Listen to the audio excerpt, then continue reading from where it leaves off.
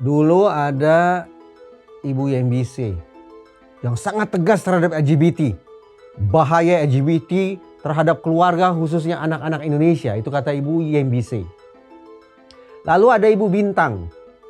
Lewat tangan emas beliau berhasil dibentuk Direktorat Perlindungan Perempuan dan Anak di Mabes Polri. Nah, apa kabar Menteri Pemberdayaan Perempuan dan Perlindungan Anak yang sekarang? Yang namanya Arifatuh Khoiri Fauzi. Nah, apa coba legasi beliau? Apa gebrakan beliau? Nama cowok di gerbong depan, Mas. Ngawur. Begini saja Bu Menteri, daripada pusing, coba lebih serius, lebih fokus mengurusi anak-anak yang menjadi korban tabiat orang tua mereka.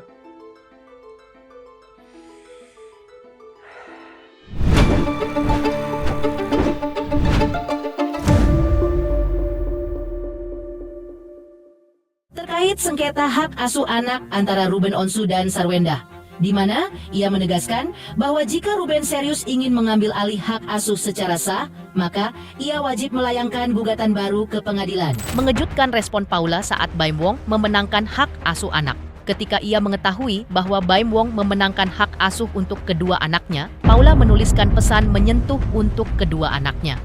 Mari kita bicara soal apa fungsi.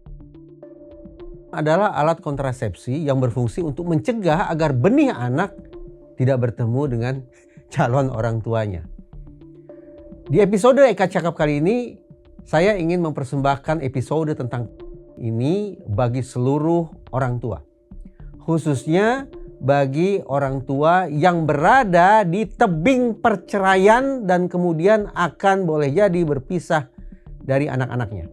Saya bicara tentang bukan sebagai alat kontrasepsi, bukan sebagai instrumen keluarga berencana, bukan.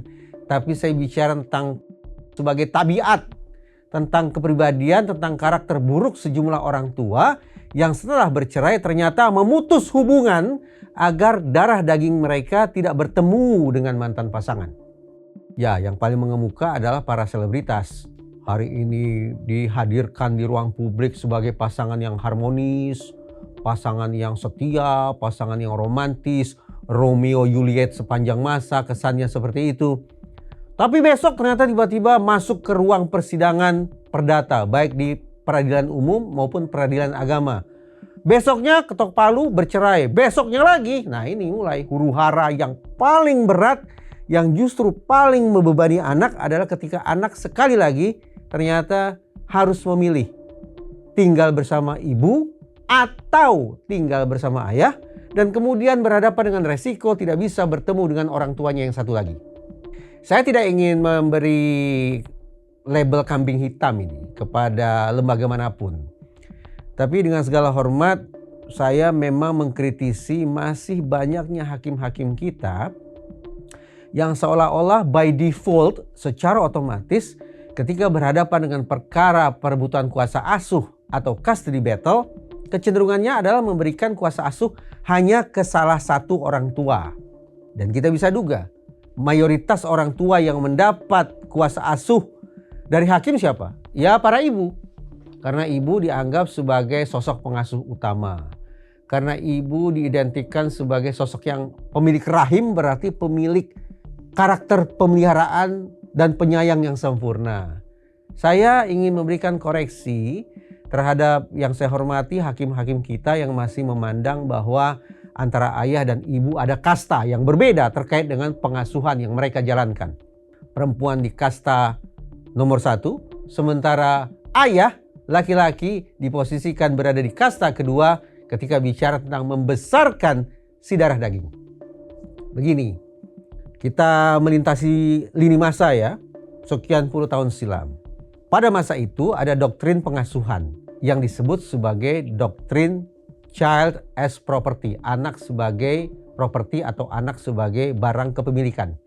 Pada masa itu memang laki-laki, berarti ayah yang dianggap sebagai satu-satunya jenis kelamin di muka bumi ini yang boleh punya properti. Yang boleh memiliki barang itu hanya laki-laki.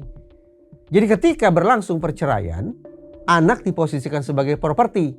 Dan ketika anak diperebutkan, maka hampir bisa dipastikan sesuai dengan doktrin child as property, anak akan diberikan kepada orang tua yang jenis kelaminnya punya hak untuk memiliki properti. Siapa? Ya ayah. Doktrin child as property itu berlangsung bertahun-tahun lamanya. Masa bergeser, cara berpikir berubah, proses persidangan berganti. Orang mulai berpikir, apalagi ketika di masa perang, para laki-laki, para ayah terjun ke medan laga. Syukur kalau pulang dalam keadaan bernyawa.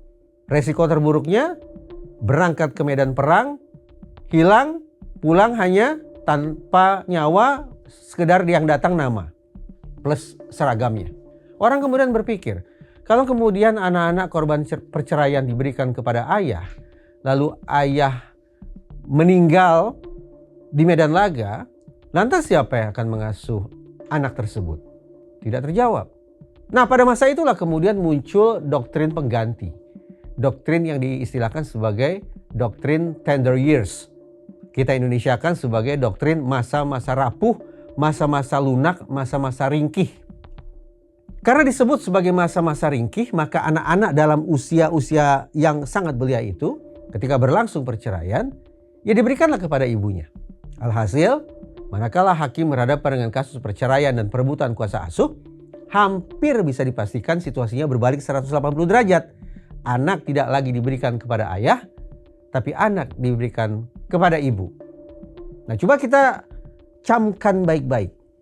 Kedua doktrin itu sepertinya menggelincirkan hakim untuk kemudian menempatkan kata ayah dan ibu di tengah-tengahnya, atau ayah atau ibu. Anak korban perceraian tanda petik dipaksa untuk memilih ayah nak atau ibu nak. Padahal saya yakin secara kodrati tidak ada anak-anak yang memilih. Mereka tetap ingin memiliki dan mendapatkan kasih sayang sepenuh hati dari ayah dan ibu. Tapi itu tadi, doktrinnya memilih, hakim-hakim pun ternyata juga berpikir tentang memilih. Anak diharuskan memilih siapa orang tua yang akan menjadi tempat tinggalnya ketika perceraian itu terjadi. Menderita tidak ya? Kasihan betul anak-anak dipaksa untuk berpikir bahwa antara ayah, ibu justru diselipkan kata atau. Namun beruntung, doktrin yang kedua atau doktrin tender years ini setelah juga berlaku selama sekian puluh tahun, tergantikan oleh doktrin yang baru, doktrin yang kontemporer yang sampai hari ini tetap menjadi pedoman universal kita ketika kita bicara soal kepentingan anak, termasuk anak-anak korban perceraian. Nama doktrinnya adalah the best interest of child, kepentingan terbaik anak. Apa kehebatan doktrin yang ketiga ini? Misalnya, doktrin ini tidak lagi menempatkan ayah dan ibu, laki-laki dan perempuan pada posisi bersaing-saingan, kompetitif. Siapa yang menjadi primary caregiver? Siapa pula yang menjadi secondary caregiver? Tidak lagi seperti itu. Ayah dan ibu diposisikan setara. Masing-masing punya hak, masing-masing punya kewajiban. Masing-masing punya kekuatan, masing-masing punya kekurangan. Dengan kodrat sedemikian rupa, maka sudah sepatutnya ayah dan ibu tidak bersaing-saingan, tapi justru saling mengisi, bukan kompetitif, tapi compatible. Kalau mau konsekuen, cara berpikir doktrin the best interest of child ini semestinya memandu kita semua, wabil khusus Bapak Ibu Hakim, untuk tidak lagi menempatkan kata atau di antara ayah dan ibu. Dalam situasi yang relatif biasa-biasa saja, perceraian yang salah satu orang tua tidak melakukan pidana berat, sepatutnya semaksimal mungkin hakim meninjau kemungkinan bahwa kuasa asuh diberikan kepada kedua orang tua, kepada ayah dan kepada ibu sekaligus. Istilahnya joint custody atau shared custody. Saya yakin bahwa pembagian kuasa asuh secara bersama-sama kepada ayah dan ibu ini akan bisa membendung konflik agar tidak semakin mendidih. Biarlah mantan suami istri itu berlomba-lomba mendapatkan harta gono gini. Tapi ketika sudah bicara tentang darah daging mereka, fokusnya cuma satu. Bagaimana kita tetap bisa menjadi sebuah keluarga namun dalam format yang baru pasca perceraian. Demi siapa? Demi anak-anak kita. Begitu semestinya. Jadi sekali lagi, hakim betapa luhurnya seandainya bisa sedapat mungkin menjatuhkan putusan tentang kuasa asuh anak. Kuasa asuh diberikan kepada ayah dan ibu. Namun sayang, andaikan kuasa asuh tetap diberikan kepada salah satu pihak. Pihak yang mendapatkan kuasa asuh ternyata menutup akses anak agar tidak bertemu dengan orang tuanya yang satu lagi. Atau ada juga kuasa asuh hitam di atas putih, putusan hakim kuasa asuh bersama. Tapi pihak yang bersengketa yaitu ayah dan ibu dalam kurung mantan suami dan mantan istri ini ternyata tidak patuh pada putusan hakim. Begitu anak didapat, lagi-lagi pintu ditutup rapat, jendela ditutup rapat, pagar ditutup rapat, mempekerjakan security, pindah kota, mengganti identitas anak, dan seterusnya. Agar apa? Agar anak tidak bertemu dengan mantan pasangan. Oke, itu mantan pasangan. Tapi bagi anak itu bukan mantan orang tua. Jadi betapa bejatnya, betapa durjananya seandainya ada orang tua, selebritas sekalipun, yang kelakuannya mirip setelah bercerai. Yaitu menutup akses anak agar tidak bertemu dengan orang tuanya yang satu lagi. Cara mengatasinya bagaimana? Bisa lewat perdata. Orang tua yang ditutup aksesnya meminta agar kuasa asuh dipindah. Tapi juga ada cara pidana. Ini cara yang lebih keras ini. Cara yang lebih tegas, cara yang lebih asertif. Yaitu memanfaatkan pasal-pasal pidana dalam Undang-Undang Perlindungan Anak.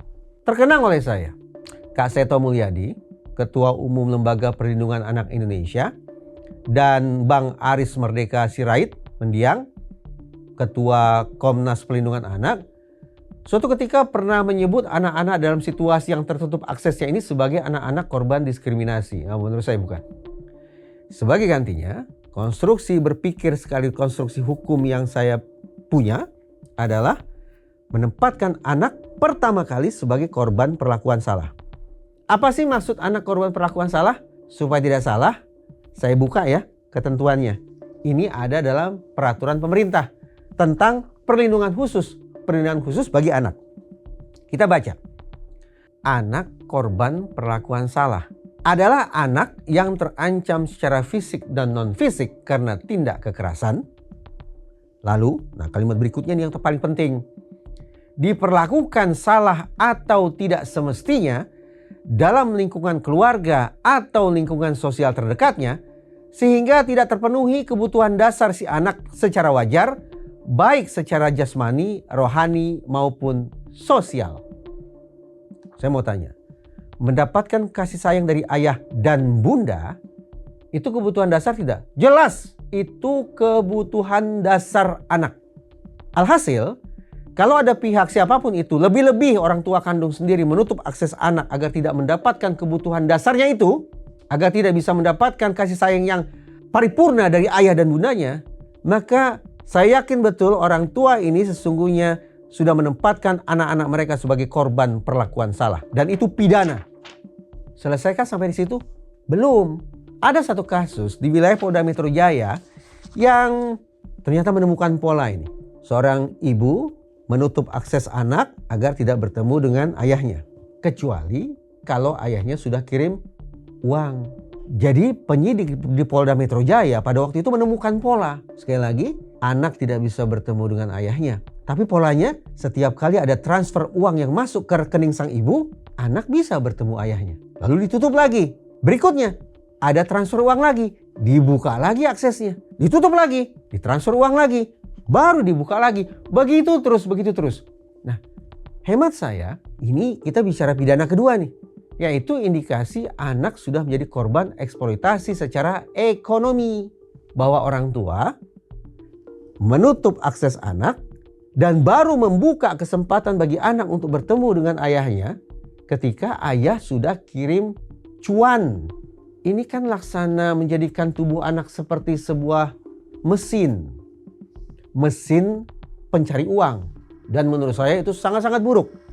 Karena itu kita bicara kemungkinan pidana yang kedua, bukan lagi anak korban perlakuan salah, tapi anak korban eksploitasi orang tua secara ekonomi.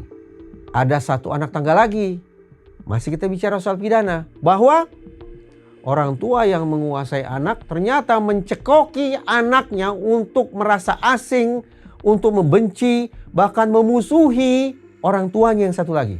Habis sudah orang tua itu dihina-dina, dicaci maki, disumpah serapahi, dan segala macam oleh orang tua yang satu ini. Agar anak sekali lagi tidak mau bertemu dengan orang tuanya yang itu. Bahkan merasa asing, bahkan merasa takut, bahkan memusuhi, bahkan membenci, bahkan tidak mau bertemu sama sekali. Lalu orang tua berdalih, memang anaknya kok yang tidak mau bertemu dengan ayahnya. Atau sebaliknya, memang anaknya kok yang tidak mau berjumpa dengan ibunya. Padahal keengganan anak untuk bertemu dengan orang tuanya satu lagi itu dikarenakan apa? Karena cuci otak, karena dihasut, karena diagitasi, dipengaruhi oleh orang tua agar tidak mau bertemu dengan orang tuanya yang satu lagi. Nah, dalam situasi semacam ini, kita bicara kemungkinan pidana yang ketiga. Bukan pidana anak sebagai korban perlakuan salah, juga bukan anak korban eksploitasi secara ekonomi, tapi anak sebagai korban paling tidak kekerasan psikis. Apalagi seandainya hasutan itu disertai dengan pukulan, jambakan, dan seterusnya, tambah kekerasan secara fisik. Nah, itulah menurut saya cara cara pidana yang bisa ditempuh, bisa diupayakan untuk memastikan bahwa anak pada akhirnya tidak terkungkung dalam sebuah pagar jahat yang dibangun oleh orang tua mereka sendiri. Anak korban perlakuan salah, anak korban eksploitasi secara ekonomi, dan anak korban kekerasan psikis. Itu yang bisa diupayakan, itu yang bisa diikhtiarkan. Lewat cara perdata silakan, lewat cara pidana juga monggo. Intinya orang tua, apalagi yang bercerai, berhentilah menjadi